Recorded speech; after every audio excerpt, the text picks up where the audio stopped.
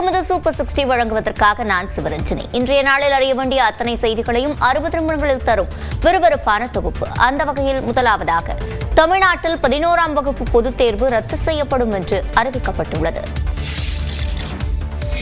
மாநில கல்விக் கொள்கையை வெளியிட்ட முதலமைச்சர் மு க ஸ்டாலின் தமிழ்நாட்டில் இருமொழி கொள்கையை தொடரும் என்பதில் அரசு உறுதியாக இருப்பதாக தெரிவித்தார். ஓய்வு பெற்ற நீதிபதி முருகேசன் தலைமையிலான குழு மாநில கல்விக் கொள்கையை வடிவமைப்பதற்கான பரிந்துரைகளை அரசிடம் கடந்த ஆண்டு சமர்ப்பித்தது. இதன் அடிப்படையில் தயாரிக்கப்பட்ட மாநில கல்விக் கொள்கையை சென்னை கோட்டூர்புரத்தில் உள்ள அண்ணா நூற்றாண்டு நூலகத்தில் நடைபெற்ற விழாவில் முதலமைச்சர் மு க ஸ்டாலின் வெளியிட்டார். தமிழ்நாட்டிற்கான மாநில கல்விக் கொள்கை மாண்புமிகு தமிழ்நாடு முதலமைச்சர் அவர்களால் தற்போது வெளியிட்டு சிறப்பிக்கப்படுகிறது. நிகழ்ச்சியில் பேசிய முதலமைச்சர் மாநில கல்விக் கொள்கையின் முக்கிய அம்சங்கள் குறித்து விளக்கினார். இந்த கல்விக் கொள்கை மூலமா படிச்சு மனப்பாடம் செய்யறதை விட சிந்திச்சு கேள்வி கேட்கிற மாணவர்களை உருவாக்க நினைக்கிறோம். படிக்கிறவங்களாக மட்டுமல்ல, படைப்பாற்றல் கொண்டவங்களாக மாணவர்களை உருவாக்க நினைக்கிறோம். கல்வியோட உடற்பயிற்சியும் இணைக்கப்படும். தாய்மொழி தமிழ் நம்மோட அடையாளமா பெருமிதமா இருக்கும். முக்கியமா தமிழும் ஆங்கிலமும் என்கிற இருமொழி கொள்கைதான் நம்முடைய உறுதியான கொள்கையாக இருக்கும். மாணவர்களின் எதிர்கால வாழ்க்கைக்கு தேவையான ஆற்றலை வழங்க இருப்பதாக முதலமைச்சர் ஸ்டாலின் தெரிவித்தார். பள்ளிக்கல்வி முடித்த மாணவர்கள் அனைவரும் உயர்கல்வியில் சேர வேண்டும் என்பதே திமுக அரசின் இலக்கு என முதலமைச்சர் மு க ஸ்டாலின் தெரிவித்துள்ளார். சென்னையில் மாநில கல்விக் கொள்கையை வெளியிட்டு பேசிய அவர், IIT-களில் ஒற்றை இலக்கில் இருந்த அரசு பள்ளி மாணவர்களின் சேர்க்கை எண்ணிக்கை நடப்பாண்டு 27ஆக அதிகரித்ததாக பெருமிதம் தெரிவித்தார். +2 பாஸ் பண்ண அரசு பள்ளி மாணவர்கள்ல உயர்கல்வியில் சேர்ந்தவங்களோட எண்ணிக்கை எவ்வளவு தெரியுமா? 75 விழுக்காடு. இந்த நம்பர் அடுத்த ஆண்டு இன்னும் அதிகமா பீட் பண்ணக்கூடிய அளவுக்கு வரும்னு நான் எதிர்பார்க்கிறேன். நம்மோட இலக்கு 100% உயர்கல்வி சேர்ந்தாங்க என்பதுதான். இந்நிலையில் நடப்பு கல்வியாண்டு முதலே மாநில கல்விக் கொள்கை அமலுக்கு வருவதாக நியூஸ் 18 தமிழ்நாடுக்கு அமைச்சர் அன்பில் மகேஷ் தெரிவித்தார். இப்போ இந்த வருஷத்துக்கு இப்போ நிறைய கருத்துக்கள் பல இடத்துலேருந்து வந்துச்சு. இதில் ஸோ 11th அந்த குழந்தைங்களுக்கான அந்த ஒரு ப்ரெஷர் தொடர்ந்து இருக்கக்கூடாது. 10th முடிச்சுட்டு 11th அதுக்கான கான்செப்டை ஃபுல்லாக தெரிஞ்சுக்கிட்டு 12th அந்த குழந்தைங்க நல்லா பெர்ஃபார்ம் பண்ண வேண்டும் என்கின்ற ஒரு ஆசை தான். மாணவர்களின் அழுத்தத்தை குறைக்க அரசு விரும்புவதாக அமைச்சர் அன்பில் மகேஷ் கூறினார். 10 மற்றும் 12ஆம் வகுப்புகளுக்கு மட்டுமே பொதுத் தேர்வு நடத்தப்படும் என மாநில கல்விக் கொள்கையில் அறிவிக்கப்பட்டுள்ளது. அனைவருக்குமான சமத்துவமான மற்றும் எதிர்கால தேவைகளை பூர்த்தி செய்வது ஆகிய நோக்கில் புதிய பார்வையில் கல்வி என்ற தலைப்பின் கீழ் தமிழ்நாடு அரசு மாநில கல்விக் கொள்கையை வெளியிட்டுள்ளது. தமிழ்நாடு பள்ளிக் கல்வியின் தற்போதைய சூழல், தொலைநோக்கு, கற்பித்தல், மறுசீரமைப்பு, மொழிக் கொள்கை, மதிப்பீட்டு சீர்திருத்தங்கள், ஆசிரியர் பணித்திறன் மேம்பாடு ஆகிய தலைப்புகளின் கீழ் பல்வேறு மாற்றங்கள் செய்யப்பட்டுள்ளன. குறிப்பாக பள்ளிகளில் தேர்ச்சியினை தீர்மானிக்க ஆண்டு இறுதித் தேர்வுகளை மட்டுமே சார்ந்திருக்கக்கூடாது என்று குறிப்பிடப்பட்டுள்ளது. மாணவர்களின் முழுமையான கற்றல் பயணத்தை கல்வியாண்டு முழுவதும் பதிவு செய்து தொடர்ச்சியான மதிப்பீட்டு முறைகளை நடைமுறைப்படுத்த வேண்டும் என்று அறிவுறுத்தப்பட்டுள்ளது. மேலும் 8ஆம் வகுப்பு வரை தடையற்ற தேர்ச்சியை பள்ளிகள் உறுதி செய்ய வேண்டும் என்று கல்விக் கொள்கையில் கூறப்பட்டுள்ளது. அது மட்டுமின்றி 10 மற்றும் 12ஆம் வகுப்புகளுக்கு மட்டுமே பொதுத் தேர்வு நடத்தப்படும் என்றும் அறிவிக்கப்பட்டுள்ளது. பாடப்பொருள் மற்றும் திறன் மேம்பாடு ஆகியவற்றில் கவனம் செலுத்தும் வகையில் 11ஆம் வகுப்பை மாற்றத்திற்கு தயாராகும் ஆண்டாக மாணவர்கள் கருத வேண்டும் என்று குறிப்பிடப்பட்டுள்ளது. பள்ளி கல்வியில் தெருக்கூத்து, நடனம், நாடகம் உள்ளிட்டவை கட்டாயமாக்கப்படும் என்றும் குறிப்பிடப்பட்டுள்ளது. தேசிய கல்விக் கொள்கையிலிருந்து மாநில கல்விக் கொள்கையில் சில முக்கிய அம்சங்கள் மாறுபட்டுள்ளன. அதன்படி 5-3-3-4 என்ற அடிப்படையில் 3 முதல் 8 வயது, 8 முதல் 11 வயது, 11 முதல் 14 வயது, 14 முதல் 18 வயது என 4 நிலைகளில் மாணவர்களுக்கான பாடமுறை மாற்றப்படும் என தேசிய கல்விக் கொள்கையில் குறிப்பிடப்பட்டுள்ளது.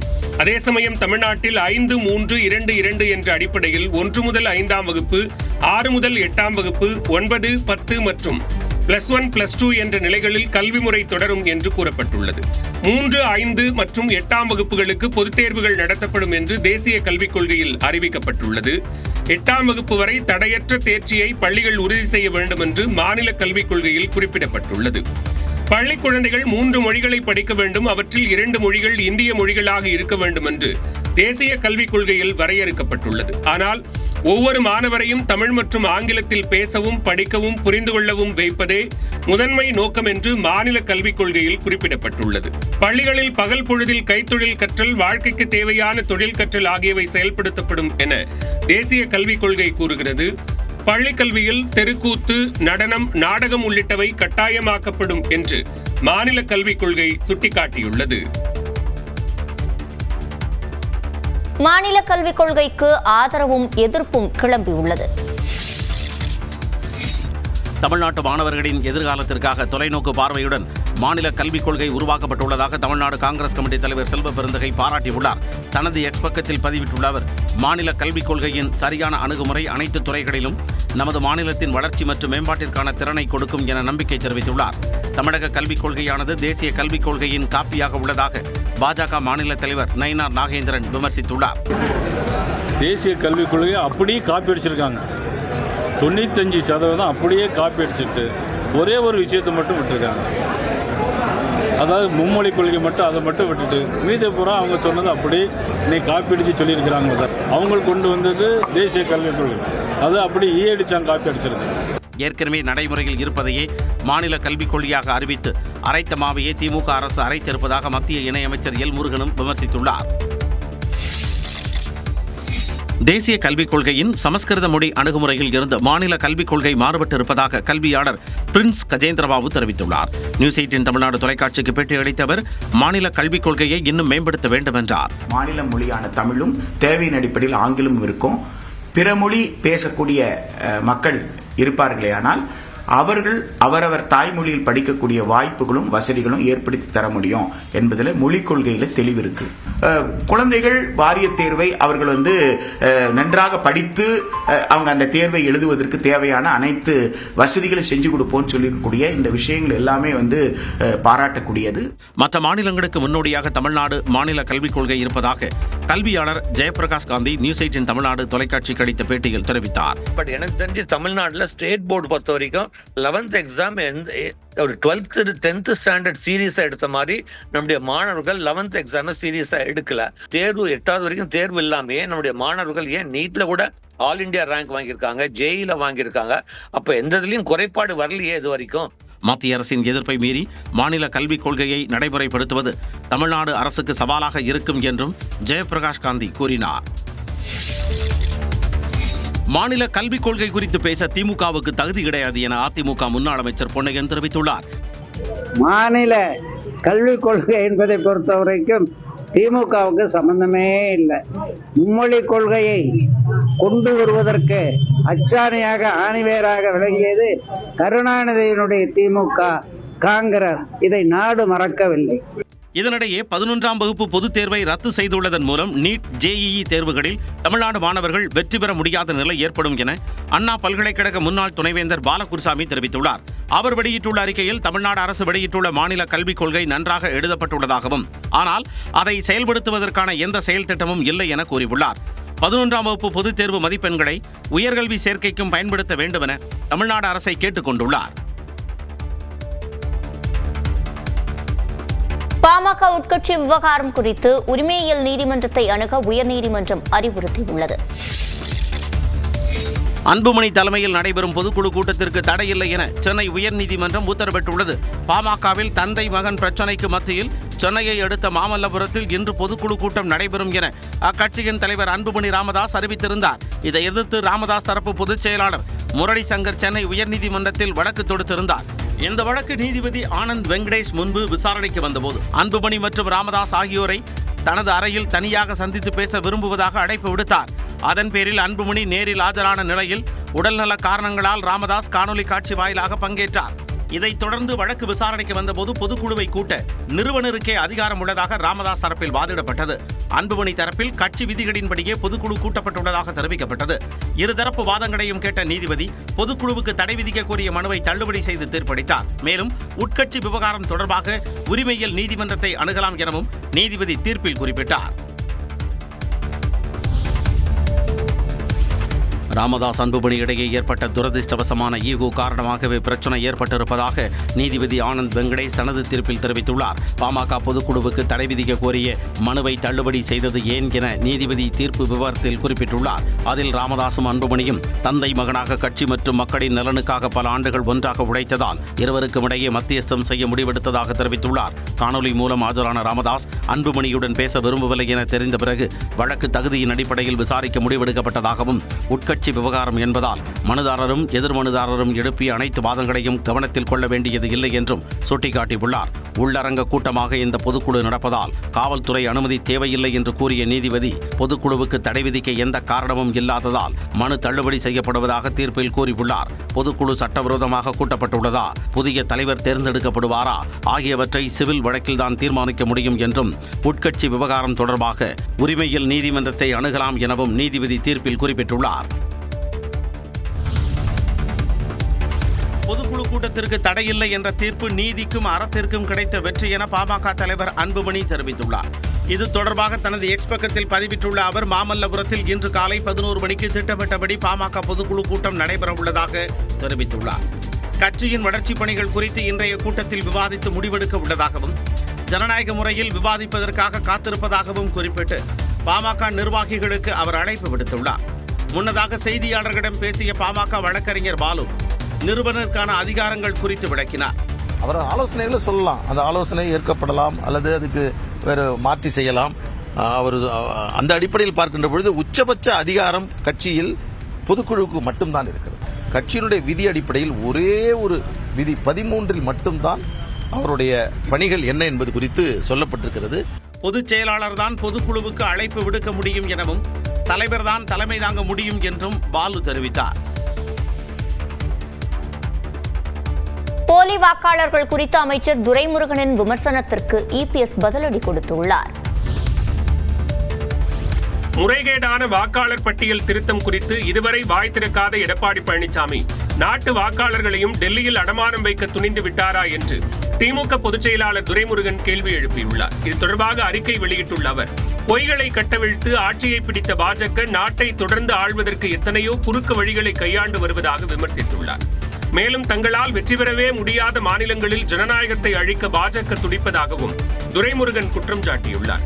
மகாராஷ்டிராவில் நாடாளுமன்ற தேர்தல் முடிந்த 5 மாதங்களில் சுமார் 40 லட்சம் வாக்காளர்கள் கூடுதலாக வானத்திலிருந்து குதித்தார்களா என்றும் அவர் வினவியுள்ளார்.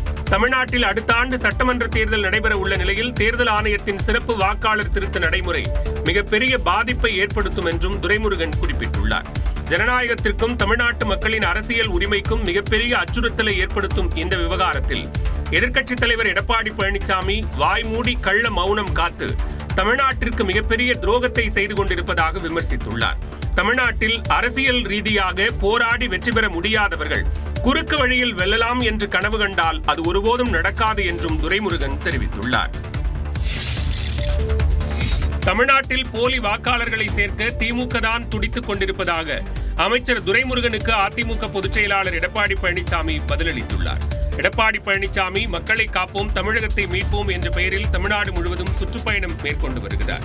இதன் ஒரு பகுதியாக விருதுநகர் மாவட்டம் சாத்தூரில் பொதுமக்கள் மத்தியில் பேசிய அவர், வாக்காளர்களை முறைகேடாக சேர்க்கப்பட்டிருப்பது குறித்து இபிஎஸ் வாய் திறக்காதது ஏன் என கேள்வி எழுப்பிய துரைமுருகனுக்கு பதிலளித்தார். சட்டமன்ற பொதுத் தேர்தலில் அனைத்து இந்திய அண்ணா திராவிட முன்னேற்ற கழகம் பாரதிய ஜனதா கூட்டணி அமைத்தவுடன் அவர்கள் வெற்றி பெற முடியாது என்று எண்ணம் வந்துவிட்டது.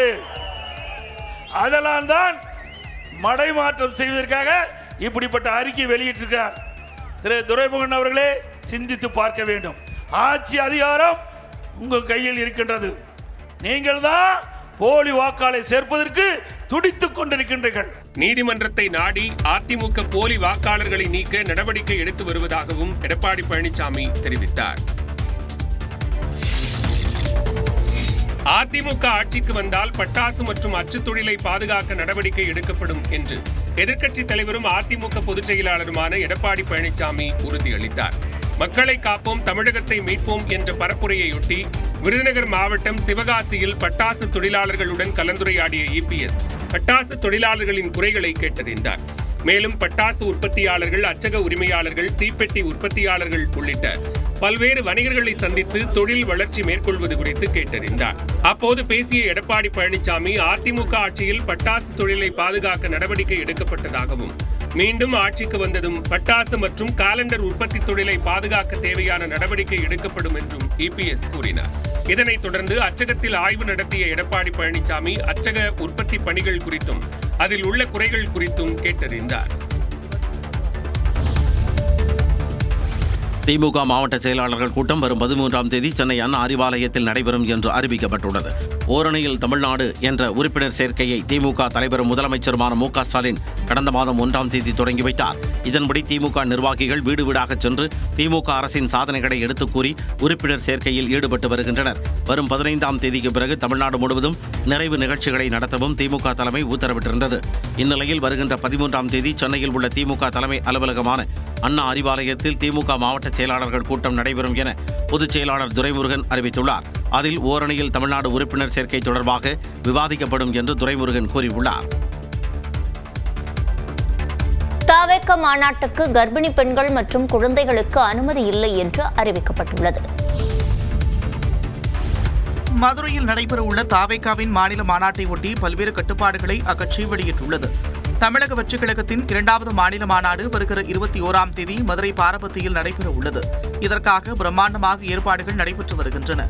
மாநாட்டில் மொத்தமாக 1.5 லட்சத்திற்கும் மேற்பட்டோர் பங்கேற்கக்கூடும் என்று எதிர்பார்க்கப்படுவதால் பங்கேற்பவர்களுக்கு பல்வேறு கட்டுப்பாடுகளை தவேக தலைமை விதித்திருக்கிறது. அதன்படி மாநாட்டில் கர்ப்பிணி பெண்கள் மற்றும் குழந்தைகள் பங்கேற்க அனுமதி இல்லை என்று கூறப்பட்டுள்ளது. மாநாட்டில் கலந்து கொள்ள தமிழ்நாடு முழுவதிலிருந்தும் தொண்டர்கள் வருவார்கள் என்று எதிர்பார்க்கப்படுவதால் பல்வேறு அடிப்படை வசதிகள் செய்யப்பட்டு வருகின்றன. 200 அடி அகலத்தில் தவேக தலைவர் விஜய் நின்று பேசும் மேடை, 1.5 லட்சம் நாற்காலிகள், 100க்கும் மேற்பட்ட தண்ணீர் தொட்டிகள், 400 தற்காலிக கழிப்பறைகள், 50க்கும் மேற்பட்ட LED திரைகள் ஆகியவை அமைக்கப்படுகின்றன. மேலும் தேவைக்கேற்ப சிசிடிவி கேமராக்கள், 420 ஒளிபெருக்கிகள், 20,000 மின்விளக்குகள் பொருத்தப்பட உள்ளது. மாநாட்டில் கலந்து கொள்பவர்களுக்கு இந்த முறை பாஸ் வழங்கப்படவில்லை என்று தெரிவிக்கப்பட்டுள்ளது. அதே நேரம் மாநாடு முடிந்து வெளியேறுவதற்காக 18 வழித்தடங்கள் அமைக்கப்பட்டுள்ளன. பாதுகாப்பிற்காக தனியார் பாதுகாவலர்கள் மற்றும் தன்னார்வலர்கள் ஏற்பாடு செய்யப்பட்டுள்ளதாகவும் தவேக வெளியிட்டுள்ள அறிக்கையில் தெரிவிக்கப்பட்டுள்ளது. தமிழ்நாட்டின் வாழ்வாதாரம் காக்க மதிமுக பொதுச் செயலாளர் வைகோ சனிக்கிழமை முதல் 20ஆம் தேதி வரை 8 இடங்களில் பரப்புரை செய்ய உள்ளதாக மதிமுக தலைமை அறிவித்துள்ளது. இது தொடர்பாக வெளியிடப்பட்டுள்ள செய்திக்குறிப்பில் மாநில வாழ்வாதாரம் மற்றும் ஜனநாயகத்தை பாதுகாக்கவும் மதச்சார்பின்மையை நிலைநிறுத்தவும் வைகோ சுற்றுப்பயணம் மேற்கொள்ள உள்ளதாக தெரிவிக்கப்பட்டுள்ளது. அதன்படி தூத்துக்குடி, கடையநல்லூர், கம்பம், திண்டுக்கல், கும்பகோணம், நெய்வேலி, கோயம்புத்தூர், சென்னை ஆகிய 8 இடங்களிலும் தனித்தனி தலைப்புகளில் வைகோ உரையாற்ற உள்ளார். தூத்துக்குடியில் ஸ்டெர்லைட் வெளியேற்றம் தொடர்பாக பிரச்சாரத்தை சனிக்கிழமை தொடங்கும் வைகோ 20ஆம் தேதி சென்னை திருவான்மியூரில் சமூக நீதியும் திராவிட இயக்கமும் என்ற தலைப்பில் உரையாற்றி பிரச்சாரத்தை முடிக்கிறார். 18ஆம் தேதி கோயம்புத்தூரில் பிரச்சாரம் செய்ய திட்டமிட்டுள்ள வைகோ இந்திய ஏகாதிபத்தியம் தொடர்பாக உரையாற்ற உள்ளார். 2026 தேர்தல் நெருங்கி வரும் நிலையில் பல்வேறு தலைவர்களும் பிரச்சாரத்தை தொடங்கி வேகப்படுத்தி வரும் நிலையில் வைகோவும் அந்த பட்டியலில் தற்போது இணைந்துள்ளார். விநாயகர் சதுர்த்தி விழாவை சுற்றுச்சூழலை பாதிக்காத வகையில் கொண்டாட வேண்டும் என பொதுமக்களிடம் தமிழ்நாடு மாசு கட்டுப்பாட்டு வாரியம் கேட்டுக் கொண்டுள்ளது. விநாயகர் சதுர்த்தி விழா நெருங்கும் சூழலில் சிலைகளை நீர்நிலைகளில் கரைப்பதற்கான வழிகாட்டு நெறிமுறைகளை தமிழ்நாடு மாசு கட்டுப்பாட்டு வாரியம் வெளியிட்டுள்ளது. அதன்படி மாவட்ட நிர்வாகத்தால் குறிப்பிடப்பட்டுள்ள இடங்களில் மட்டுமே சிலைகளை கரைக்க வேண்டும் என்றும், களிமண்ணால் செய்யப்பட்ட சிலைகள் மற்றும் பிளாஸ்டிக் தெர்மோகோல் கலவையற்ற சிலைகள் மட்டுமே நீர்நிலைகளில் கரைக்க அனுமதிக்கப்படும் என்றும் தெரிவிக்கப்பட்டுள்ளது. வைக்கோல் போன்ற சுற்றுச்சூழலுக்கு உகந்த பொருட்கள் மட்டுமே சிலைகள் தயாரிக்க அல்லது பந்தல்கள் அலங்கரிக்க பயன்படுத்தப்பட வேண்டும் என்றும், சிலைகளுக்கு வர்ணம் பூச நச்சு மற்றும் மக்காத ரசாயன சாயங்களை பயன்படுத்தக்கூடாது என்றும் அறிவுறுத்தப்பட்டுள்ளது. இயற்கை பொருட்கள் மற்றும் இயற்கை சாயங்களால் செய்யப்பட்ட அலங்கார ஆடைகள் மட்டுமே பயன்படுத்த வேண்டும் என்றும் தமிழ்நாடு மாசு கட்டுப்பாட்டு வாரியம் தெரிவித்துள்ளது. நெல்லையில் பிற்பகல் நேரத்தில் வெயில் வாட்டிய நிலையில் மாலை நேரத்தில் திடீரென மழை பெய்தது. வண்ணாரப்பேட்டை, டவுன், பாளையங்கோட்டை உள்ளிட்ட பகுதிகளில் பரவலாக மழை பெய்ததால் குளிர்ச்சியான சூழல் நிலவியது.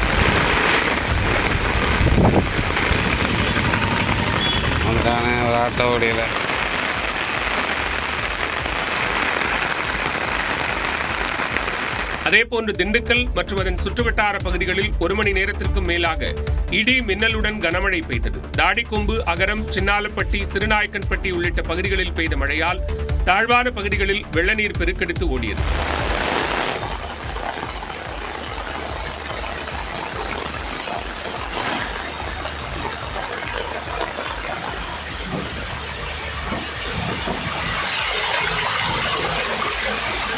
இதனிடையே உதகை மற்றும் அதன் சுற்றுவட்டார பகுதிகளில் கடுமையான பனிமூட்டம் நிலவியது. இதனால் வாகன ஓட்டிகள் கடும் அவதியடைந்தனர்.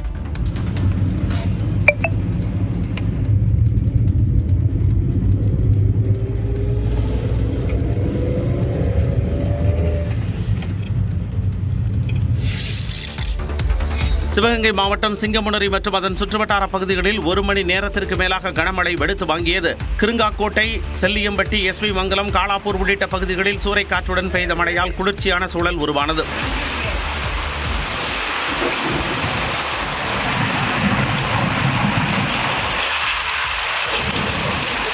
திருவண்ணாமலை மாவட்டம் செங்கம் சுற்றுவட்டார பகுதிகளில் பகல் நேரத்தில் வெயில் வாட்டிய சூழலில் மாலை நேரத்தில் குளிர்காற்று வீசியது. தொடர்ந்து இரவு நேரத்தில் இடி மின்னலுடன் கனமழை கொட்டி தீர்த்தது.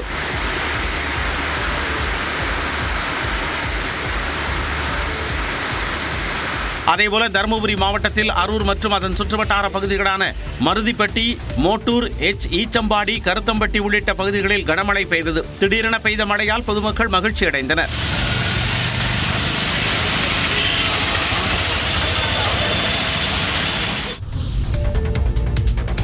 தமிழ்நாட்டில் 5 மாவட்டங்களில் இன்று கனமழைக்கு வாய்ப்பு இருப்பதாக வானிலை ஆய்வு மையம் தெரிவித்துள்ளது. தெற்கு கடலோர ஆந்திர பிரதேசத்திலிருந்து கடலோர தமிழகம் வழியாக வடக்கு இலங்கை வரை வளிமண்டல கீழடுக்கு சுழற்சி நிலவுவதாக வானிலை ஆய்வு மையம் தெரிவித்துள்ளது. தென்னிந்திய பகுதிகளின் மேல் ஒரு வளிமண்டல மேலடுக்கு சுழற்சி நிலவுவதாகவும் தெரிவிக்கப்பட்டுள்ளது. இதன் காரணமாக தமிழ்நாட்டில் இடி மின்னலுடன் மிதமான மழை பெய்யும் என்று கணிக்கப்பட்டுள்ளது. தருமபுரி, கிருஷ்ணகிரி, திருப்பத்தூர், ஈரோடு, சேலம் மாவட்டங்களில் இன்று கனமழைக்கு வாய்ப்பு இருப்பதாகவும் தெரிவிக்கப்பட்டுள்ளது. சென்னையில் வானம் ஓரளவு மேகமூட்டத்துடன் காணப்படும் என்றும் ஒரு சில பகுதிகளில் மிதமான மழைக்கு வாய்ப்பிருப்பதாகவும் வானிலை ஆய்வு மையம் தெரிவித்துள்ளது.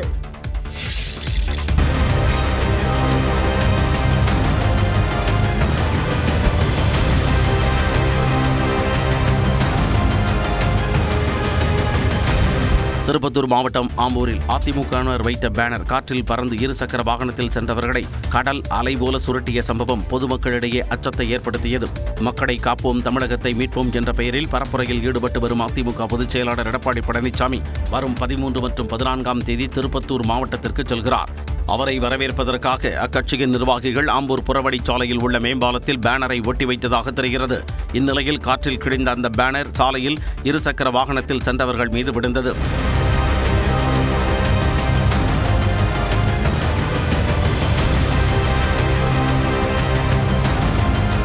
இதில் 2 சக்கர வாகனத்தில் சென்ற பள்ளி மாணவன் மற்றும் அவரது தந்தை ஆகியோர் காயமடைந்தனர். உடனடியாக அங்கிருந்தவர்கள் இருவரையும் மீட்டு மருத்துவமனைக்கு அனுப்பி வைத்தனர். ஆடி மாத பௌர்ணமியையொட்டி திருவண்ணாமலையில் கொட்டும் மழையையும் பொருட்படுத்தாமல் பக்தர்கள் கிரிவலம் மேற்கொண்டனர். திருவண்ணாமலை கோவில் ஆடி மாத பௌர்ணமியையொட்டி திரளான பக்தர்கள் கிரிவலம் மேற்கொண்டு அண்ணாமலையாரை தரிசித்தனர். கிரிவல பாதையில் சிவ வாத்தியங்கள் வாசிக்கப்பட்டது பக்தர்களை மெய்சிலிர்க்க வைத்தது.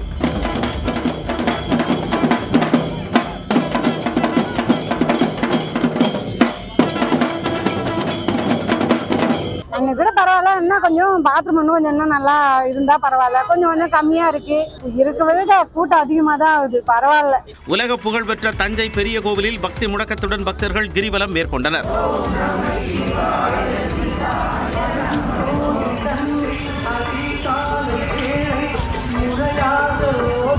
கிரிவலம் வருவோரின் எண்ணிக்கை மாதந்தோறும் அதிகரித்து வருவதாக பக்தர்கள் தெரிவித்தனர்.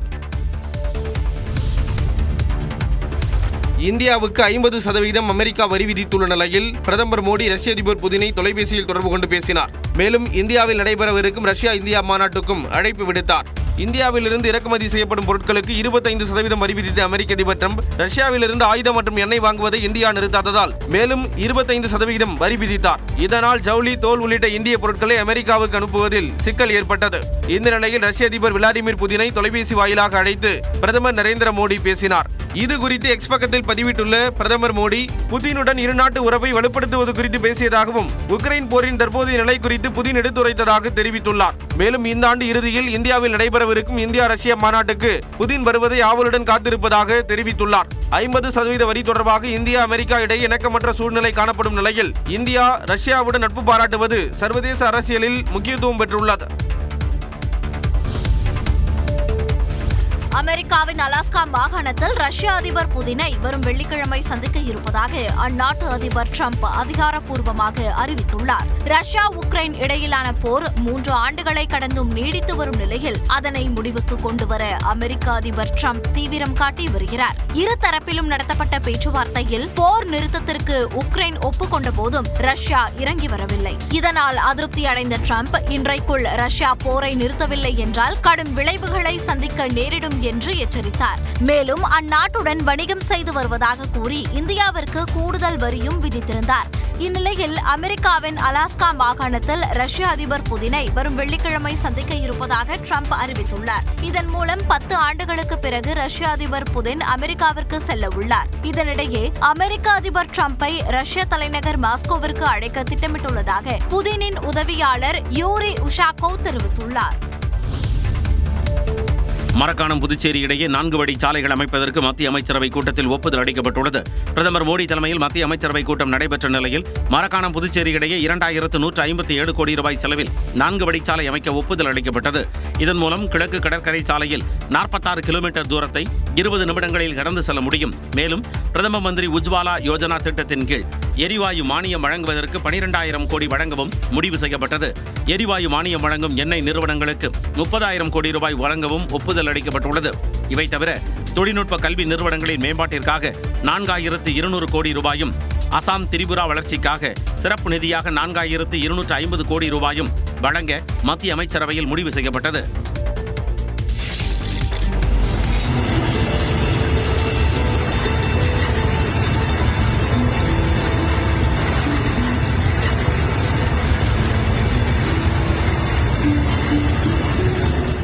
கிலோமீட்டர் நீளம் கொண்ட இந்தியாவின் மிகப்பெரிய இந்த சரக்கு ரயில் பயன்பாட்டிற்கு வந்தது. உத்தரப்பிரதேச மாநிலம் சந்தௌலியில் நாட்டின் மிகப்பெரிய சரக்கு ரயில் உருவாக்கப்பட்டது. 7 என்ஜின்களுடன் 354 பெட்டிகளை ஒன்றாக இணைத்து சுமார் 4.5 கிலோமீட்டர் தூரத்திற்கு வடிவமைக்கப்பட்ட சரக்கு ரயிலுக்கு ருத்ராஸ்திரா என பெயரிடப்பட்டது. இந்த சரக்கு ரயில் உத்தரப்பிரதேச மாநிலம் கஞ்ச்கவாஜா ரயில் நிலையத்திலிருந்து கர்வா சாலை ரயில் நிலையம் வரை இயக்கப்பட்டு பயன்பாட்டிற்கு கொண்டு வரப்பட்டது.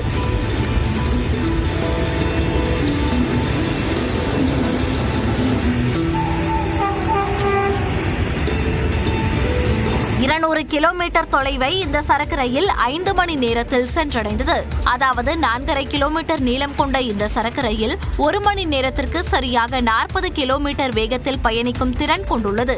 இதற்கு முன்பு 3.5 கிலோமீட்டர் நீளம் கொண்ட வாசுகி என்ற சரக்கு ரயில் தான் நாட்டின் மிகப்பெரிய சரக்கு ரயிலாக இருந்தது குறிப்பிடத்தக்கது. வாக்கு திருட்டு விவகாரத்தில் கடந்த 10 ஆண்டுகளின் வாக்காளர் பட்டியல் மற்றும் வாக்குப்பதிவின் போது எடுக்கப்பட்ட வீடியோக்களை தேர்தல் ஆணையம் வெளியிட வேண்டும் என மக்களவை எதிர்க்கட்சித் தலைவர் ராகுல் காந்தி வலியுறுத்தியுள்ளார். கர்நாடக மாநிலம் பெங்களூருவில் நடைபெற்ற பொதுக்கூட்டத்தில் பேசிய ராகுல் காந்தி, பாஜகவின் சித்தாந்தம் இந்திய அரசியல் அமைப்புக்கு எதிரானது என்றும் ஒவ்வொரு காங்கிரஸ் தலைவரும் உறுப்பினர்களும் இந்திய அரசியல் அமைப்பை பாதுகாக்க வேண்டும் என்றும் கூறினார். வாக்கு திருட்டு காரணமாகவே 2024ஆம் ஆண்டு மகாராஷ்டிரா சட்டமன்ற தேர்தலில் காங்கிரஸ் கட்சி தோல்வியை தழுவியதாக குற்றம் சாட்டிய ராகுல் காந்தி, தேர்தல் ஆணையமும் பாஜகவும் ஒன்றிணைந்து வாக்கு திருட்டில் ஈடுபடுவது 100% உறுதியானதாக கூறினார். हिंदुस्तान की सारी इलेक्ट्रॉनिक वोटर लिस्ट पिछले 10 साल की हमें दिलवा दे देनी चाहिए. இதனிடையே வாக்கு திருட்டு விவகாரத்தில் வெளியிட்ட அறிக்கை தொடர்பாக தனது கையொப்பமிட்ட உறுதிமொழி பத்திரத்தை அளிக்க வேண்டும் அல்லது பொய் குற்றச்சாட்டுகள் வெளியிட்டதற்கு மன்னிப்பு கேட்க வேண்டும் என ராகுல் காந்தியை தேர்தல் ஆணையம் கேட்டுக்கொண்டதாக தகவல் வெளியாகியுள்ளது.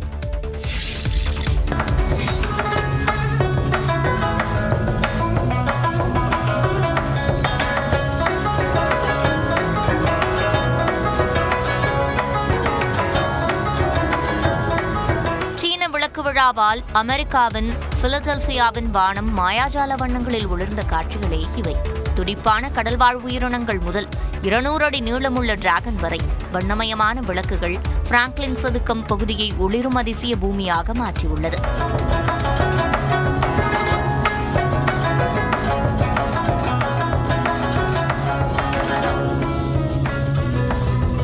ஆயிரத்திற்கும் மேற்பட்ட கைவினை விளக்குகள், மந்திர காடுகள், நீருக்கடியில் உலகம் வரையிலான சிக்கலான காட்சிகளை கலைஞர்கள் தத்ரூபமாகவும் ரசனையுடனும் சித்தரித்துள்ளனர்.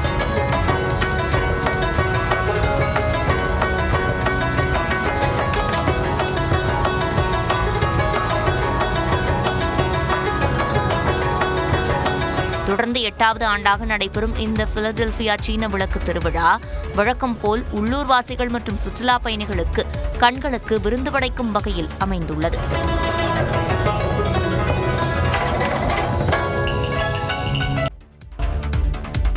கவிஞர் வைரமுத்துவுக்கு கவி சக்கரவர்த்தி கம்பன் என்ற விருது வழங்கப்பட்டது. கம்பர் கண்ட கனவை நிறைவேற்றும் விதமாக வறுமையில்லாத மாநிலமாக தமிழ்நாடு திகழ்வதாக முதலமைச்சர் மு க ஸ்டாலின் பெருமிதம் தெரிவித்துள்ளார். சென்னை கம்பன் கழக பொன்விழா ஆண்டு நிறைவு விழா மயிலாப்பூரில் நடைபெற்றது. இந்நிகழ்ச்சியில் முதலமைச்சர் மு க ஸ்டாலின், நாடாளுமன்ற உறுப்பினர் ஜெகத் ரட்சகன் உள்ளிட்டோர் பங்கேற்றனர். அப்போது சுகி சிவம், சாரதா நம்பி ஆரூரன், தே ஞானசுந்தரம், பழ பழனியப்பன், இலங்கை ஜெயராஜ் ஆகியோருக்கு முதல்வர் ஸ்டாலின் இயற்றமிழ் அறிஞர் விருது வழங்கினார்.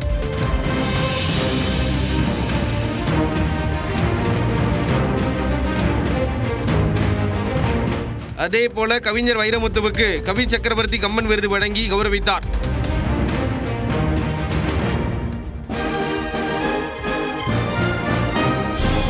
தொடர்ந்து கம்பன் கலைக்களஞ்சியம் எனும் நூலை வெளியிட்டு உரையாற்றிய முதலமைச்சர் கம்பன் கண்ட கனவை நிறைவேற்றி இருப்பதாக கூறினார். வன்மை இல்லை, ஓர் வறுமை இன்மையால்னு கம்பர் சொன்னார். அப்படி வறுமை இல்லாத மாநிலமாக தமிழ்நாடு இருக்கு. சமூக வளர்ச்சி குறியீடுகள்ல முன்னணி மாநிலமா இருக்கு. பொருளாதார வளர்ச்சி மிகுந்த மாநிலமா இருக்கு. இதுதான் கம்பர் கண்ட கனவு. செழிப்பான மாநிலமாக தமிழ்நாட்டை உருவாக்கியதும் கம்பருக்கு ஆற்றும் தொண்டுதான் என்றும் முதலமைச்சர் ஸ்டாலின் குறிப்பிட்டார். தேர்தல் நேரத்தில் கம்யூனிஸ்ட் கட்சிகள் அடையாளம் தெரியாமல் போய்விடும் என்று அதிமுக பொதுச் செயலாளர் எடப்பாடி பழனிசாமி விமர்சித்த நிலையில் யார் காணாமல் போவார்கள் என்பது தேர்தல் முடிவின் போது தெரியும் என மார்க்சிஸ்ட் கம்யூனிஸ்ட் கட்சியின் மாநில செயலாளர் சண்முகம் பதிலடி கொடுத்துள்ளார். திமுக செய்கின்ற தவறுகளுக்கு நீங்கள் பலிகடாகாதீங்க. அவர்கள் செய்கின்ற தவறை நீங்கள் சுமக்காதீர்கள். மக்கள் மத்தியிலே நீங்கள் செல்வாக்கு இழந்து விடுவீர்கள். தேர்தல் நேரத்திலே உங்களுடைய கட்சி அடையாளம் தெரியாமல் போய்விடும் என்பதை எச்சரிக்கின்றேன். அதிமுக காணா போதா, கம்யூனிஸ்ட் கட்சி காணா போதான்றத தேர்தல் முடிவு வெளிப்படுத்தும். அவர் முதல் நாள் ஒன்று பேசுகிறாரு, மறுநாள் ஒன்று பேசுகிறாரு, அதுக்கு அடுத்த நாள் ஒன்று பேசுகிறாரு. ஒன்றுக்கொன்று முரண்பாடாக பேசுவதையே வழக்கமாக திரு எடப்பாடி அவர்கள் வைத்திருக்கிறார்கள். ஆடு நனையுதேன்னு ஓனாய் அழுதுதான், அந்த மாதிரி ஒரு பழமொழி சொல்லுவாங்க. அந்த மாதிரி தான் இருக்கு எடப்பாடி சொல்கிறது. தனது காரில் ஏற முயன்ற முன்னாள் அமைச்சர் செல்லூர் ராஜுவை அதிமுக பொதுச் செயலாளர் எடப்பாடி பழனிசாமி இறக்கிவிட்ட நிலையில் அதை தான் பெரிதாக எடுத்துக் கொள்ளவில்லை என செல்லூர் ராஜு தெரிவித்துள்ளார். மக்களை காப்போம், தமிழகத்தை மீட்போம் என்ற பெயரில் தமிழ்நாடு முழுவதும் பிரச்சார பயணத்தில் ஈடுபட்டுள்ள எடப்பாடி பழனிசாமி கடந்த 30ஆம் தேதி சிவகங்கை மாவட்டம் சென்றார். அப்போது கீழடி அருகே தனது காரில் ஏற முயன்ற முன்னாள் அமைச்சர் செல்லூர் ராஜுவை அண்ணே வேண்டாம் என கூறி எடப்பாடி பழனிசாமி இறக்கிவிட்டார். இது தொடர்பான வீடியோ வெளியாகி பேசுபொருளாக மாறியது.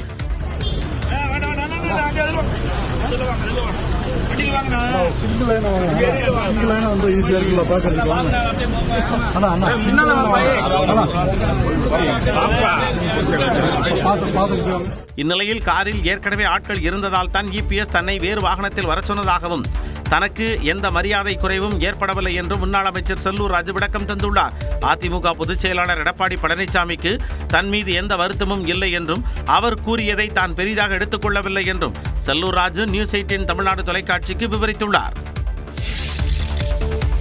பெண்களின் முன்னேற்றத்திற்காக பல்வேறு திட்டங்களை தமிழ்நாடு முதலமைச்சர் உருவாக்கி வருவதாக துணை முதல்வர் உதயநிதி ஸ்டாலின் தெரிவித்துள்ளார்.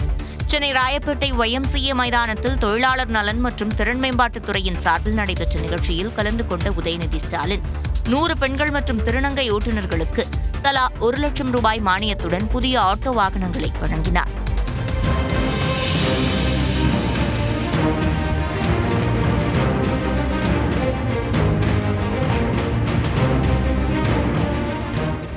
பின்னர் நிகழ்ச்சியில் பேசிய அவர் தொழிலாளர்கள் நலன் காப்பதில் தமிழ்நாடு முன்னோடி மாநிலமாக திகழ்வதாக கூறினார். ஆண்களுக்கு நிகராக பெண்களும் முன்னேறணும்னு நம்முடைய மாண்பு முதலமைச்சர் அவர்கள் திராவிட மாடல் அரசு இன்றைக்கு ஏராளமான திட்டங்களை நம்முடைய முதலமைச்சர் அவர்கள் கொடுத்து கொண்டு வருகின்றார்கள். வாழ்க்கையில் முன்னேற வேண்டும் என்று நினைக்கின்ற ஒவ்வொரு மகளிருக்கும் தாங்கள் ரோல் மாடலாக திகழ வேண்டும் என்றார். பிரேமலதா விஜயகாந்தை முன்னாள் அமைச்சர் KC வீரமணி சந்தித்து பேசினார். திருப்பத்தூரில் பரப்புரை மேற்கொண்ட தேமுதிக பொதுச் செயலாளர் பிரேமலதா விஜயகாந்த் அதிமுக முன்னாள் அமைச்சர் KC வீரமணியை சந்தித்து பேசினார். மாநிலங்களவை உறுப்பினர் இடம் ஒதுக்குவதில் அதிமுக மற்றும் தேமுதிக இடையே பிணக்கு ஏற்பட்டதால் தற்சமயத்திற்கு யாருடனும் கூட்டணி இல்லை என்று பிரேமலதா விஜயகாந்த் அறிவித்துவிட்டார். சட்டமன்ற தேர்தல் நெருங்கும் நிலையில் கட்சியை பலப்படுத்தும் நோக்கில் உள்ளம் தேடி இல்லம் நாடி என்ற பெயரில் நடைபயணத்தை மேற்கொண்டு வருகிறார்.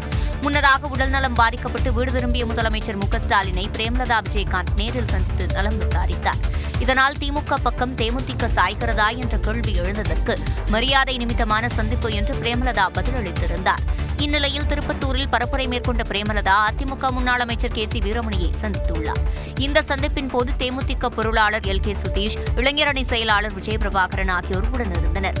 அதிமுக முன்னாள் அமைச்சர் மற்றும் தேமுதிக பொதுச் செயலாளரின் சந்திப்பு மரியாதை நிமித்தமானது என்று தகவல் வெளியாகியுள்ளது. போராட்டத்தில் ஈடுபட்டு வரும் தூய்மை பணியாளர்களுடன் இரண்டாம் கட்டமாக அமைச்சர் சேகர்பாபு தலைமையில் சென்னை மாநகராட்சி அலுவலகத்தில் பேச்சுவார்த்தை நடந்தது. பணி நிரந்தரம், பணி பாதுகாப்பு மற்றும் தனியார் மயமாக்கும் நடவடிக்கையை கைவிட வேண்டும் உள்ளிட்ட கோரிக்கைகளை வலியுறுத்தி தூய்மை பணியாளர்கள் தொடர் போராட்டத்தில் ஈடுபட்டு வருகின்றனர். இந்நிலையில் இன்றும் பேச்சுவார்த்தை தொடரும் என்று அமைச்சர் சேகர்பாபு தெரிவித்தார். நியாயத்தை சொல்லியிருக்காங்க. அரசு தரப்பில் என்ன பண்ண முடியுறத சொல்லியிருக்கோம். 2 பேரும் கலந்து பேசியிருக்கோம். மறுபடியும் சந்திக்கிறதா 2 பேரும் பேசி சுமூகமாக கலந்துருக்கோம். மதியம் மறுபடியும் சந்திப்போம். சந்தித்த பிறகு ஒரு சுமூகமான முடிவு இருக்கும். அரசு தரப்பு நிலைப்பாடு தெரியப்படுத்தப்பட்டதாகவும் மேற்கொண்டு உறுதியான பேச்சு தொடரும் என்று தொழிலாளர்கள் தரப்பில் கூறப்பட்டது. ஒரு 2000 குடும்பம் மேலே வரணும்னா மாநகராட்சியில் இருக்கணும், நிரந்தரமானோம். அவங்க விடாமல் என்ன சொல்கிறாங்கன்னா கொள்கை முடிவில் நாங்கள் எப்படி மாற்றுறது, ஏதாவது மாற்றுறதுக்கு பாருங்கள் அப்படின்னு விடாமல் நாங்கள் வலியுறுத்துகிறோம். நீங்கள் உங்கள் முடிவை மாற்ற பாருங்கள், அவங்க வலியுறுத்துகிறாங்க. அரசின் முடிவை எதிர்பார்த்து தொழிலாளர்கள் காத்திருப்பு போராட்டத்தை தொடர்கின்றனர். முன்னாள் அமைச்சர் செந்தில் பாலாஜியின் சகோதரர் அசோக்குமார் மருத்துவ சிகிச்சைக்காக அமெரிக்கா செல்ல சென்னை உயர்நீதிமன்றம் அனுமதி அளித்துள்ளது. அரசு வேலை வாங்கி தருவதாக கூறி பணம் பெற்று மோசடி செய்த வழக்கில் முன்னாள் அமைச்சர் செந்தில் பாலாஜி அவரது சகோதரர் அசோக்குமாருக்கு சொந்தமான இடங்களில் சோதனை நடத்திய அமலாக்கத்துறை செந்தில் பாலாஜியை கைது செய்தது. இதனிடையே வழக்கு தொடர்பாக 2 ஆண்டுகள் தலைமறைவாக இருந்த அசோக்குமார் கடந்த ஏப்ரல் மாதம் சென்னை மாவட்ட முதன்மை அமர்வு நீதிமன்றத்தில் நேரில் ஆஜராகி ஜாமீன் பெற்றார். இது தொடர்பான வழக்கில் குற்றப்பத்திரிகை தாக்கல் செய்யப்பட்டு விசாரணை நிலுவையில் உள்ள நிலையில் இதய சிகிச்சைக்காக அமெரிக்கா செல்ல அனுமதி கேட்டு சென்னை மாவட்ட முதன்மை அமர்வு நீதிமன்றத்தில் அசோக்குமார் தாக்கல் செய்த மனு தள்ளுபடி செய்யப்பட்டது. இதனையடுத்து அமெரிக்கா செல்ல அனுமதி கோரி அசோக்குமார் உயர்நீதிமன்றத்தில் மனு தாக்கல் செய்தார். இந்த வழக்கு கடந்த முறை விசாரணைக்கு வந்தபோது அசோக்குமார் அமெரிக்கா செல்ல அனுமதித்தால் என்னென்ன நிபந்தனைகளை விதிக்கலாம் என அமலாக்கத்துறை பதிலளிக்க நீதிபதிகள் உத்தரவிட்டிருந்தனர். இந்நிலையில் இந்த மனு மீண்டும் விசாரணைக்கு வந்தபோது அமலாக்கத்துறை தரப்பில் நிபந்தனைகள் அடங்கிய பட்டியல் தாக்கல் செய்யப்பட்டது. இதையடுத்து அசோக்குமாரின் மகளின் பாஸ்போர்ட்டை ஒப்படைக்க வேண்டும், 5 லட்சம் ரூபாய் டெபாசிட் செய்ய வேண்டும் என உத்தரவிட்டு அமெரிக்கா செல்ல அனுமதித்து நீதிபதிகள் உத்தரவிட்டனர். ஆசியாவின் பழமையான நூலகமாக திகழும் தஞ்சாவூர் சரஸ்வதி மகால் நூலகத்தை பண்பாடு முக்கியத்துவம் வாய்ந்த நூலகமாக அறிவித்து அரசாணை வெளியிடப்பட்டுள்ளது. தஞ்சாவூரை தலைமையிடமாக கொண்டு ஆட்சி செய்த நாயக்கர் மன்னர்களால் 16ஆம் நூற்றாண்டில் தொடங்கப்பட்ட தஞ்சாவூர் சரஸ்வதி மகால் நூலகம் மராட்டிய மன்னர் 2ஆம் சரபோஜி காலத்தில் பெரும் வளர்ச்சி கண்டது. தமிழ், தெலுங்கு, மராத்தி, சமஸ்கிருதம் உள்ளிட்ட மொழிகளில் உள்ள லட்சக்கணக்கான ஓலைச்சுவடிகள், பழமையான நூல்கள் இங்கு பாதுகாக்கப்பட்டு வருகின்றன. இந்த நூலகத்தை மாணவர்கள் போட்டித் தேர்வுகளுக்கு தயாராவதற்கும் வரலாற்று ஆய்வாளர்கள் ஆய்வு மேற்கொள்வதற்கும் பயன்படுத்தி வருகின்றனர். இந்நிலையில் நூலகத்தை பண்பாட்டு முக்கியத்துவம் வாய்ந்த நூலகமாக தமிழ்நாடு அரசு அறிவித்து அரசாணை வெளியிட்டுள்ளது. சமீபத்தில் தஞ்சாவூரில் நடைபெற்ற அரசு விழாவில் பங்கேற்ற முதலமைச்சர் ஸ்டாலினிடம் பள்ளிக்கல்வித்துறை சார்பில் நூலகத்தின் முக்கியத்துவம் குறித்து எடுத்துரைக்கப்பட்டுள்ளது. மேலும் கடந்த மாதம் மனதின் குரல் நிகழ்ச்சியில் பிரதமர் மோடி நாட்டில் உள்ள ஓலைச்சுவடிகளில் பாதுகாப்பதன் அவசியம் குறித்தும் அவற்றை டிஜிட்டல் மயமாக்குவதன் முக்கியத்துவம் குறித்தும் நாட்டு மக்களிடையே உரையாடியிருந்தார் என்பதும் குறிப்பிடத்தக்கது.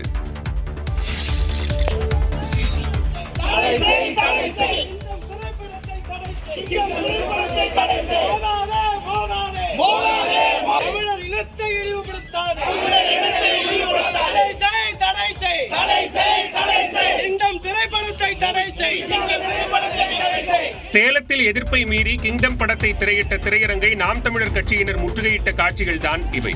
நடிகர் விஜய் தேவரகொண்டா நடித்துள்ள தெலுங்கு திரைப்படமான கிங்டம் தமிழக திரையரங்குகளில் வெளியானது. இப்படத்தில் இலங்கை தமிழர்களை குற்றப்பரம்பரை போல சித்தரித்திருப்பதாக கூறி நாம் தமிழர் கட்சியினர் கடும் எதிர்ப்பு தெரிவித்து வருகின்றனர். இந்நிலையில் சேலம் சூரமங்கலம் பகுதியில் எதிர்ப்பை மீறி கிங்டம் படத்தை வெளியிட்ட SBR திரையரங்கை நாம் தமிழர் கட்சியினர் முற்றுகையிட்டனர். தொடர்ந்து காவல்துறையினரின் எதிர்ப்பை மீறி அவர்கள் திரையரங்கிற்குள் நுழைந்ததால் பரபரப்பு ஏற்பட்டது. இதனைத் தொடர்ந்து காட்சி நிறுத்தப்பட்டதால் அவர்கள் கலைந்து சென்றனர். அதேபோன்று பெரம்பலூரில் உள்ள ராஜா சினிமா திரையரங்கில் கிங்டம் படம் வெளியாவதாக போஸ்டர் ஒட்டப்பட்டிருந்தது. ஆனால் நாம் தமிழர் கட்சியினர் முற்றுகை போராட்டம் நடத்தப் போவதாக அறிவித்ததால் அனைத்து காட்சிகளும் ரத்து செய்யப்பட்டன. தமிழ்நாட்டில் முதலமைச்சர் முத்துவேல் கருணாநிதி ஸ்டாலின் தான் ஆட்சி நடத்துவதாக உயர்நீதிமன்றத்தில் அரசு வழக்கறிஞர் தெரிவித்துள்ளார். எழுத்தாளர்களுக்கான கனவு இல்லம் திட்டத்தின் கீழ் மேற்கொள்ளப்பட்ட வீடு ஒதுக்கீட்டை ரத்து செய்ததை எதிர்த்து கவிஞர் வைரமுத்து சென்னை உயர்நீதிமன்றத்தில் மனு தாக்கல் செய்திருந்தார். இந்த வழக்கு நீதிபதி ஆனந்த் வெங்கடேஷ் முன்பு விசாரணைக்கு வந்த நிலையில் இந்த விஷயத்தில் IAS அதிகாரிகள் இணையான ஒரு அரசாங்கத்தை நடத்தி வருகிறார்கள், இது துரதிருஷ்டவசமானது என கண்டனம் தெரிவித்திருந்தார். வழக்கு மீண்டும் வெள்ளிக்கிழமை பிற்பகலில் விசாரணைக்கு வந்தபோது தமிழ்நாட்டில் முதலமைச்சர் முத்துவேல் கருணாநிதி ஸ்டாலின் தான் ஆட்சி நடத்துகிறார் என கூடுதல் தலைமை வழக்கறிஞர் ரவீந்திரன் விளக்கம் அளித்தார். இதையடுத்து வைரமுத்து தாக்கல் செய்த மனுவுக்கு பதிலளிக்கும்படி தமிழக அரசுக்கு உத்தரவிட்ட நீதிபதி விசாரணையை 4 வாரங்களுக்கு தள்ளி வைத்தார். உடுமலைப்பேட்டையில் தலைமறைவாக இருந்த குற்றவாளிகளை புகைப்படம் எடுத்ததாலேயே சிறப்பு காவல் உதவி ஆய்வாளர் கொலை செய்யப்பட்டதாக அதிர்ச்சி தகவல் வெளியாகியுள்ளது. திண்டுக்கல் மாவட்டம் வேடச்சந்தூரைச் சேர்ந்த மூர்த்தி என்பவரின் மகன்களான மணிகண்டன் மற்றும் தங்கப்பாண்டி மீது 4 காவல் நிலையங்களில் 5 வழக்குகள் நிலுவையில் உள்ளன. கைதாவதில் இருந்து தப்பிப்பதற்காக உடுமலைப்பேட்டையில் தங்களது தந்தை பணியாற்றி வந்த தோப்பில் இருவரும் தலைமறைவாக இருந்துள்ளனர். இந்நிலையில் அவர்களுக்கிடையே ஏற்பட்ட மோதலை தடுக்கச் சென்ற சிறப்பு உதவி ஆய்வாளர் காவல் நிலையத்திற்கு வருமாறு அழைத்துள்ளார். மேலும் இருவரையும் தனது செல்போனில் படம் பிடித்து அதனை காவல் நிலையத்திற்கு அனுப்பியுள்ளார். இதை பார்த்த மணிகண்டன் தங்களது புகைப்படம் வெளியானால் தலைமறைவாக இருப்பதை கண்டுபிடித்து விடுவார்கள் என நினைத்து மறைத்து வைத்திருந்த அரிவாளால் SSI சண்முகவேலை தாக்கியுள்ளார். கையில் வெட்டுக்காயம் ஏற்பட்ட காவல் உதவி ஆய்வாளர் சண்முகவேல் தடுமாறி கீழே விழுந்த பொழுது கழுத்தில் மணிகண்டன் வெட்டினார். இதனைத் தொடர்ந்து மூர்த்தி, தங்கப்பாண்டி, மணிகண்டன் ஆகிய 3 பேரும் சேர்ந்து உதவி ஆய்வாளரை சரமாரியாக வெட்டி கொலை செய்தனர். மேலும் காவல்துறை வாகனத்தை அடித்து நொறுக்கிய அவர்கள் அதில் இருந்த வாக்கி டாக்கியின் வயர்களை அறுத்தெறிந்துள்ளனர். இந்த வழக்கில் மூர்த்தி, தங்கப்பாண்டி கைது செய்யப்பட்ட நிலையில் தலைமறைவான மணிகண்டன் என்கவுண்டரில் சுட்டுக் கொல்லப்பட்டது குறிப்பிடத்தக்கது. கரூரில் மாற்று சமூகத்தைச் சேர்ந்த 2 பிரிவினர்கள் வசித்து வரும் பகுதியில் உள்ள சுற்றுச்சுவரை தீண்டாமை சுவர் என சிலர் தூண்டிவிடுவதாக குற்றச்சாட்டு எழுந்துள்ளது. கரூர் மாநகராட்சிக்கு உட்பட்ட முத்தலாடம்பட்டி பகுதியில் பட்டியலின மக்கள் மற்றும் பிற்படுத்தப்பட்ட மக்கள் என 2 பிரிவைச் சேர்ந்த சமூகத்தினர் தனித்தனியாக வசித்து வருகின்றனர். இப்பகுதியில் உள்ள ஸ்ரீ பகவதி அம்மன் கோவிலை பிற்படுத்தப்பட்ட மக்கள் பயன்படுத்தி வருகின்றனர். இதேபோன்று பட்டியலின பிரிவைச் சேர்ந்த சமூகத்தினர் ஸ்ரீ மாரியம்மன் கோவிலில் வழிபாடு நடத்தி வருகின்றனர். இந்நிலையில் பிற்படுத்தப்பட்ட மக்கள் பகவதி அம்மன் கோவில் பாதுகாப்பிற்காக சுற்றுச்சுவர் எழுப்பியுள்ளனர். அந்த பகுதியில் ஏற்கனவே மாவட்ட நிர்வாகம் சார்பில் பட்டியலின மக்களுக்கு பொது கழிப்பிடம் கட்டப்பட்டதாகவும் அது சேதமடைந்ததால் அந்த பகுதியில் பிற்படுத்தப்பட்ட மக்கள் தீண்டாமை சுவர் எழுப்பியுள்ளதாக தங்களை தூண்டிவிடுவதாக பட்டியலின மக்கள் தெரிவித்துள்ளனர். கோயிலுக்கு ஒரு பாதுகாப்பு சுவர் கட்டினாங்க. இதுக்கு தீண்டாமை சுவர்னு சொல்லிங்க நாங்கள் என் மேலே பெட்டிஷன் கொடுத்தாங்க. நானும் கலெக்டர் ஆஃபீஸ்ட்டை கொடுத்தேங்க. இது நாங்கள் அனந்தமையாக இருக்கிறேங்க. எங்களுக்கு அவங்களுக்கு எந்த பிரச்சனை இல்லைங்க. இதனால வரையிலும் 5 தலைமுறையாக நாங்கள் எங்களுக்கு ஒன்றுனா அவங்களுக்கு பார்க்குறோம், அவங்களுக்கு நாங்கள் சுவர் வர்றோங்க. எந்த இதுலையும் வேணுமென செய்யறதால இதாங்க. கோயில் சுற்றுச்சுவர் கட்டப்பட்டதை பட்டியலின மக்கள் பலர் ஏற்றுக்கொண்ட நிலையில் வெளியில் இருந்து வந்த சில அமைப்புகள் இதை தீண்டாமை சுவர் என சித்தரிப்பதால் 2 சமூகத்தினரிடையே பிரிவினையை ஏற்படுத்த முயற்சிப்பதாகவும் குற்றம் சாட்டுகின்றனர். ATM எந்திரத்தில் இருந்த 12 லட்சம் ரூபாயை கையாடல் செய்தது வெளியே தெரியாமல் இருக்க ATM எந்திரத்திற்கு தீ வைத்து ஊழியர்கள் நாடகமாடிய சம்பவம் ஏனாமில் அரங்கேறியுள்ளது. இங்குள்ள பேருந்து நிலையம் அருகே உள்ள கார் ஷெட்டில் கடந்த ஜூலை மாதம் தீ விபத்து ஏற்பட்டது. அருகில் இருந்த ATM மையத்திற்கும் தீ பரவி அதில் இருந்த 15 லட்சம் ரூபாய் ரொக்கம் முற்றிலும் எரிந்து சாம்பலானதாக பணம் நிரப்பும் நிறுவனத்தின் பொறுப்பாளர்கள் தெரிவித்தனர். காவல்துறையினர் வழக்கு பதிவு செய்து CCTV காட்சிகளை ஆய்வு செய்ததில் இது யதார்த்தமாக ஏற்பட்ட தீ விபத்து அல்ல, திட்டமிட்ட சதி என்பதை கண்டறிந்தனர். சந்தேகத்தின் பேரில் ATM இயந்திரத்தில் பணத்தை நிரப்பும் ஊழியர்களான வெங்கடேஷ் மற்றும் அனில் பாபு ஆகியோரை மறைமுகமாக நோட்டமிட தொடங்கினர். நண்டு கொடுத்தால் வலையில் தங்காது என்ற பழமொழிக்கு ஏற்ப அவர்களது ஆடம்பர செலவு காவல்துறைக்கு கூடுதல் சந்தேகத்தை ஏற்படுத்தியது. பின்னர் இருவரிடமும் நடத்திய விசாரணையில் ஏடிஎம் இயந்திரத்தில் இருந்து 12 லட்சம் ரூபாயை திருடியது தெரியவந்துள்ளது. மேலும் இந்த விஷயம் வெளியே தெரிந்துவிடக்கூடாது என்பதற்காக பெட்ரோல் ஊற்றி ஏடிஎம் மையத்திற்கு தீ வைத்தது விசாரணையில் அம்பலமானது. இதனையடுத்து இருவரையும் காவல்துறையினர் கைது செய்தனர். திருப்பூரில் விறுவிறுப்பாக தொடங்கிய பின்னலாடை இயந்திர கண்காட்சியில் வைக்கப்பட்டுள்ள ஏஐ ஆட்டோமேஷன் இயந்திரங்கள் அதிக கவனம் ஈர்த்துள்ளன. மொத்தம் 3 நாட்கள் நடைபெறும் கண்காட்சியில் 150 அரங்குகளில் நாடு முழுவதும் உள்ள பல்வேறு தயாரிப்பு நிறுவனங்களின் இயந்திரங்கள் காட்சிப்படுத்தப்பட்டுள்ளன. திருப்பூர் பின்னலாடை நிறுவனங்களின் ஊழியர் தேவையை பூர்த்தி செய்யும் வகையில் பன்முக திறன் கொண்ட ஏஐ தொழில்நுட்பத்துடன் கூடிய இயந்திரம் அதிக கவனத்தை ஈர்த்தது.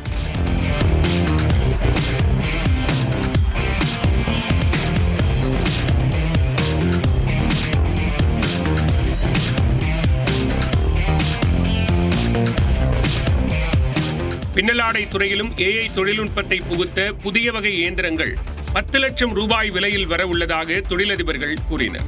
இது எல்லா விதத்துக்கும் உபயோகப்படுத்தலாம். இது கஸ்டமைஸ்டு. இது மனிதர்கள் செய்யக்கூடிய எல்லா வேலைகளையுமே நாம இதுக்கு சொல்லிக் கொடுக்கலாம். டீச் பண்ணி இதுக்கு தகுந்த மாதிரி நம்மளுக்கு தேவைக்கு தகுந்த மாதிரி இதை மாற்றி அமைச்சிக்க முடியும். இதுதான் இதோடைய ஸ்பெஷல். விரைவில் பின்னலாடை துறையிலும் ஏஐயின் ஆதிக்கம் அதிகரிக்குமோ என்ற அச்சம் எழுந்துள்ளது.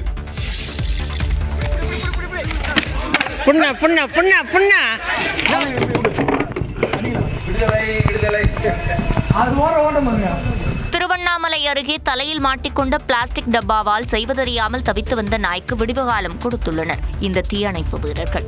வந்தவாசியில் நாயின் தலையில் பிளாஸ்டிக் டப்பா மாட்டிக்கொண்டதால் 2 நாட்களாக தண்ணீர் மற்றும் உணவை உட்கொள்ள முடியாமல் தவித்து வந்தது. நாயின் தலையில் மாட்டிய டப்பாவை எடுக்க பொதுமக்கள் முயற்சித்தும் பலனளிக்கவில்லை. தகவல் அறிந்து சென்ற தீயணைப்பு வீரர்கள் நாயின் தலையில் மாட்டிக்கொண்ட பிளாஸ்டிக் டப்பாவை எடுக்க முயற்சித்தனர். அவர்களுக்கு ஒத்துழைப்பு கொடுக்காமல் அச்சத்தில் அங்குமிங்கும் நாய் ஓடிக்கொண்டிருந்தது. ஒரு வழியாக நாயின் தலையில் மாட்டிய டப்பாவை எடுத்தனர். உடனே அப்பாடா என்று அந்த நாய் ஓட்டம் பிடித்தது.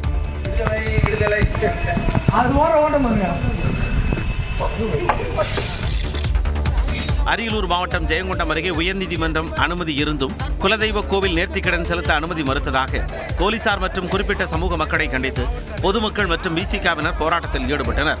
புதுக்குடி ஐயனார் கோவிலுக்கு குலதெய்வ வழிபாடு நடத்தச் சென்ற இடைய பெருமாநல்லூர், சண்டன், மேலூர், வடவீக்கம் உள்ளிட்ட கிராம மக்களை குறிப்பிட்ட சமூகத்தைச் சேர்ந்தவர்கள் தடுத்து நிறுத்தியதாக கூறப்படுகிறது. இது தொடர்பாக உயர்நீதிமன்றத்தில் மேல்முறையீட்டு அனுமதி பெற்ற கிராம மக்கள் மீண்டும் சாமி கும்பிட வந்தபோது கோவிலில் சாமி கும்பிட மட்டுமே நீதிமன்றம் அனுமதி அளித்ததாகவும் நேர்த்திக்கடன் செலுத்தக்கூடாது எனவும் காவல்துறை அறிவுறுத்தியதாக கூறப்படுகிறது. இதனை கண்டித்து கிராம மக்கள் கோவிலில் காத்திருப்பு போராட்டத்தில் ஈடுபட்டனர். இது தொடர்பாக மாவட்ட எஸ்பி விஸ்வே சாஸ்திரி நடத்திய பேச்சுவார்த்தை தோல்வியில் முடிந்த நிலையில் சாலையில் சாமி கும்பிட்ட மக்கள் போலீசாரை கண்டித்து முழக்கம் எழுப்பினர்.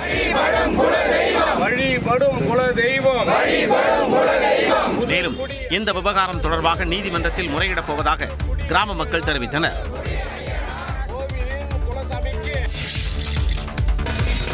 விழுப்புரம் மாவட்டம் செஞ்சி அருகே சுடுகாடு செல்வதற்கு பாதை இல்லாததால் இறந்தவர்களின் உடல்களை சேரும் சகதியுமான வழியில் கொண்டு செல்லும் அவலநிலை ஏற்பட்டுள்ளது. செஞ்சி அடுத்த நல்லான்பிள்ளை பெற்றால் ஊராட்சிக்குட்பட்ட பாரதி நகர் பகுதியில் 100க்கும் மேற்பட்ட அருந்ததியர் வசித்து வருகின்றனர்.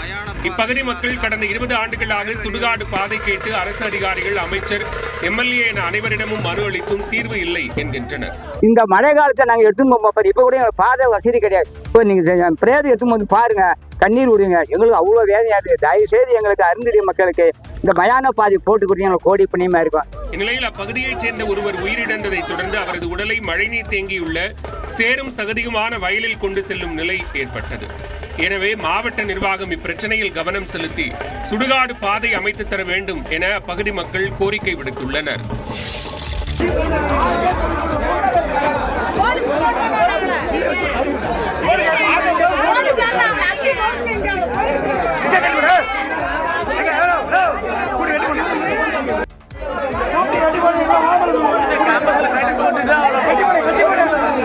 கள்ளக்குறிச்சி அரசு மருத்துவமனையில் ஆண் குழந்தையை திருடிய இந்த பெண்ணை பொதுமக்கள் பிடித்து தர்ம அடி கொடுத்து காவலர்களிடம் ஒப்படைத்தனர். இந்திலி கிராமத்தைச் சேர்ந்த திவ்யா என்பவருக்கு கள்ளக்குறிச்சி அரசு மருத்துவமனையில் ஆண் குழந்தை பிறந்தது. குழந்தை பிறந்து 2 நாட்களே ஆன நிலையில் பாண்டியங்குப்பத்தைச் சேர்ந்த லட்சுமி என்பவர் குழந்தையை திருடிச் சென்றார். இதனை கண்டுபிடித்த அப்பகுதி மக்கள் லட்சுமியை பிடித்து தர்மடி கொடுத்து காவலர்களிடம் ஒப்படைத்தனர்.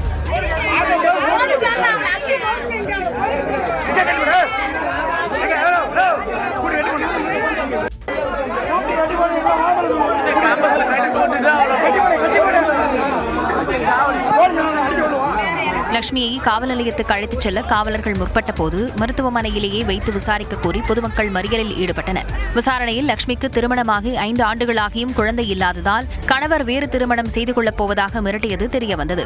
இதனால் கேரளாவில் கூலி வேலை செய்து வரும் கணவரிடம் தான் கர்ப்பமாக இருப்பதாக பொய் சொல்லிவிட்டு குழந்தை திருட்டில் ஈடுபட்டதாக லட்சுமி குறிப்பிட்டுள்ளார். திருத்தப்பட்ட புதிய வருமான வரி சட்ட மசோதா நாளை மறுதினம் தாக்கல் செய்யப்படுகிறது.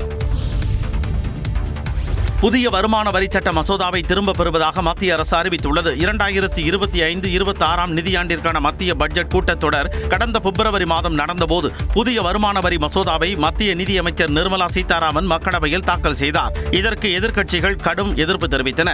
1961 ஆண்டு வருமான வரி சட்டத்தில் அதிக திருத்தங்கள் மேற்கொண்டதால் சட்டத்தை புரிந்து கொள்வதற்கு சிரமமாக இருப்பதாகவும் இதனால் எளிதில் புரிந்து கொள்வதற்காக புதிய வருமான வரி சட்டம் இயற்றப்பட்டதாகவும் நிதியமைச்சர் விளக்கமளித்தார். பின்னர் பாஜக எம்பி பைஜந்த் பாண்டா தலைமையிலான 31 பேர் கொண்ட தேர்வுக்குழுவுக்கு இந்த புதிய வருமான வரி சட்டம் அனுப்பி வைக்கப்பட்டது. தேர்வுக்குழு அதனை ஆராய்ந்து கடந்த ஜூலை 21ஆம் தேதி விரிவான அறிக்கை ஒன்றை நாடாளுமன்றத்தில் சமர்ப்பித்தது. அதில் தேர்வுக்குழு பல்வேறு பரிந்துரைகளை வழங்கியது.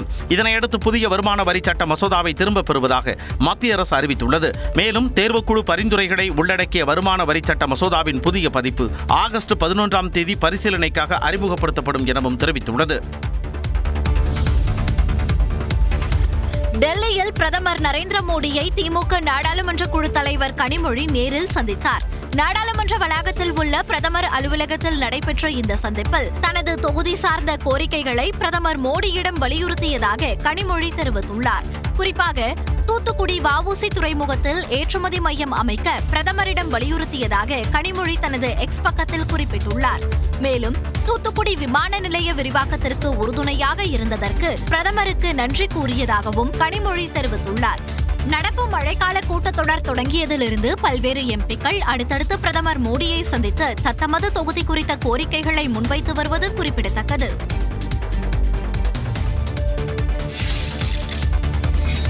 உத்தராகண்டில் நிலச்சரிவில் சிக்கியவர்களை மீட்கும்படி தீவிரப்படுத்தப்பட்டுள்ளதாக அம்மாநில முதலமைச்சர் புஷ்கர் சிங் தாமி தெரிவித்துள்ளார். உத்தராகண்ட் மாநிலம் உத்தர்காசியில் மேக வெடிப்பு காரணமாக கடந்த 5ஆம் தேதி ஏற்பட்ட பெருவெள்ளத்தால் தராலி கிராமமே மூழ்கியது. பெருவெள்ளத்தில் சிக்கிய 274 பேர் பத்திரமாக மீட்கப்பட்டுள்ளனர். 9 ராணுவ வீரர்கள் உட்பட 59 பேரை காணவில்லை. அவர்களை தேடும் பணி முடுக்கிவிடப்பட்டுள்ளது.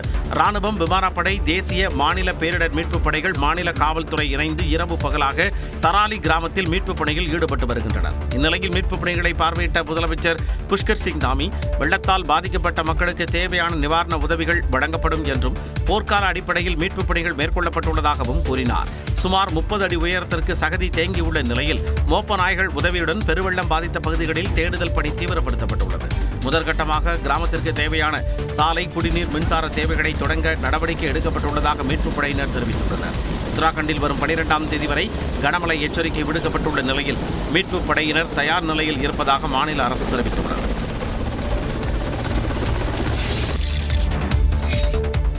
துருக்கியின் வடமேற்கு மாகாணமான கனகலேயில் காட்டுத்தீ ஏற்பட்டதால் மலைகளிலிருந்து பெரும் புகை கிளம்பியது.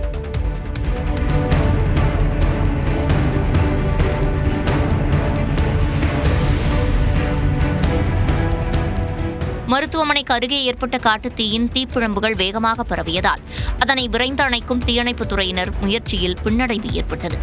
இதனால் சுற்றியுள்ள 3 கிராம மக்கள் வீடுகளிலிருந்து அப்புறப்படுத்தப்பட்டு முகாம்களில் தங்க வைக்கப்பட்டனர்.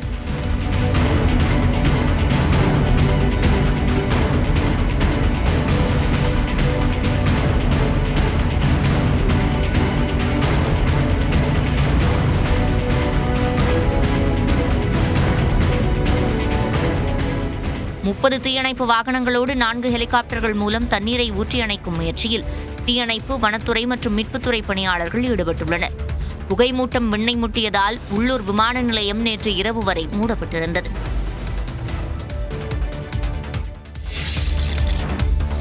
சீனாவின் பெய்ஜிங்கில் உலக ரோபோ கண்காட்சியில் காட்சிப்படுத்தப்பட்ட ரோபோக்கள் பார்வையாளர்களை மிரள வைத்தன.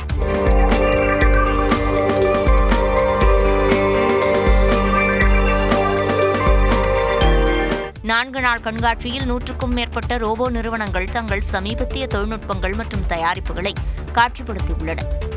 யூனிட்டி நிறுவனத்தின் ரோபோ குத்துச்சண்டை பார்வையாளர்களின் கவனத்தை ஈர்த்தன.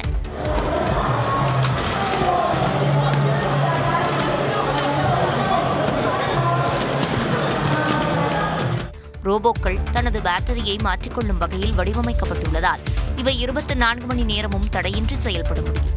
குறிப்பாக சிலிக்கான் தோலின் கீழ் பதிக்கப்பட்ட ரோபோக்கள் உயிருள்ள ரோபோ போல் அச்சசலாக உருவெடுத்துள்ளது.